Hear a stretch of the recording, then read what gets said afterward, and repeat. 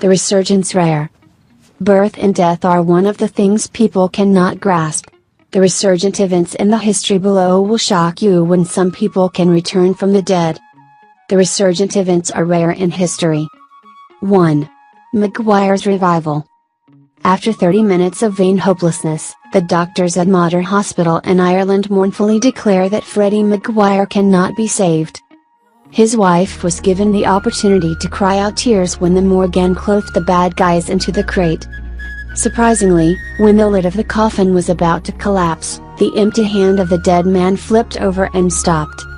Luckily, the miracle was not a dream. After stepping out of the morgue, 47-year-old Maguire lived in the inner city of Dublin for a brief recovery. In the face of so exotic things, the Irish media gave him the name Jesus Christ. Mr. Maguire had a severe heart attack while being treated for another illness at the Mater Hospital. After more than half an hour struggling with death, doctors announced that it was time for the family to worry about the consequences. Bad news is quickly reported to all relatives. Funeral formalities proceed. Maguire herself has not survived the shock of walking back and forth in the hospital corridor. At that moment, my niece ran to announce, "He is still alive." I could not believe it was real until I could see my breath rushing back into my dad's chest, the missing widow remembers. Just a quick buck on hand is that we can lose him forever. 2.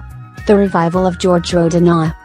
In 1976, an old Soviet doctor named George Rodinot had a car accident, was declared dead and taken to hospital morgue. Only 3 days after an autopsy was performed, the incision in the stomach revealed signs of life. At the same time, George Rodinot remembers very well of the horrible death, "covering me is darkness." Then I remember a famous saying of the philosopher Descartes, "I think that means I still exist." That's when I realized I was still alive. 3. Alison Birchall is dead wronged twice. 50 years ago, 21-year-old Australian Miss Alison Birchall, suffering from narcolepsy, cataplexy, paralyzed sleep, was declared dead for the first time and registered as a household in the morgue. Waking up in a state of dreaminess, she had a technician near her, lost her heart when he was whispered for taking him to the hospital.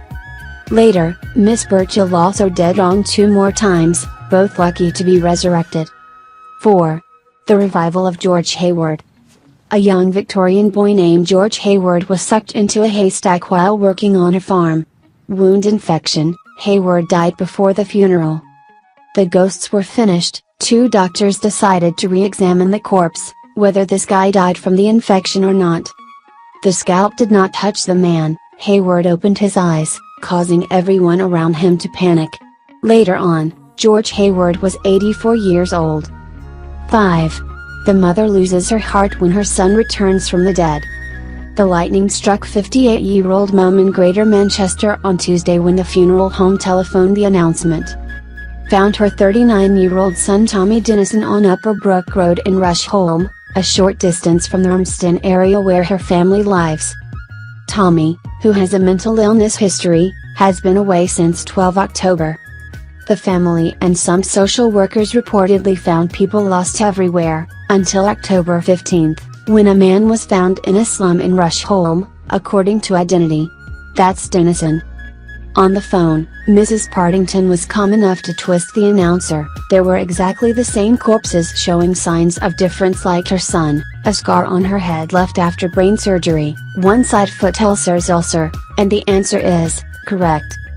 Undoubtedly, the mother dispatches with her ex-husband, father of Tommy, to confirm the baby. I opened the lid of the coffin, looked at his face, held his hands, and cried only for the ill child, Partington recalls. He could not even say it was not Tommy. After 40 minutes of crying, the cremation ceremony was conducted immediately. It was Tuesday evening, October 30th.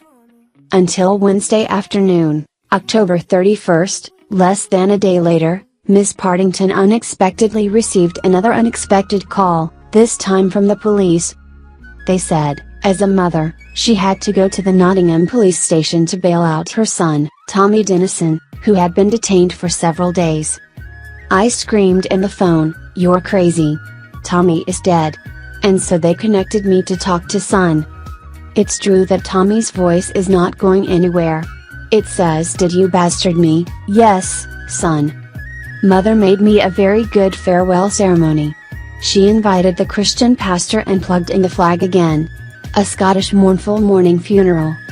Mrs. Partington cannot say anything more. She was exhausted herself because she was misunderstood, because she had made a mistake in identifying her only son by her own birth. Maybe they are twins. Maybe the dead man was born with Tommy I never knew. That is the only explanation I can give at this point. I cannot deny any of the two, who rested in the tomb or who are still detained, are not my baby Tommy. The top detectives in Britain have come in. The preliminary results of the investigation indicate that Tommy was dead. Also lived in Manchester with a sister. His biological father lives in Ireland.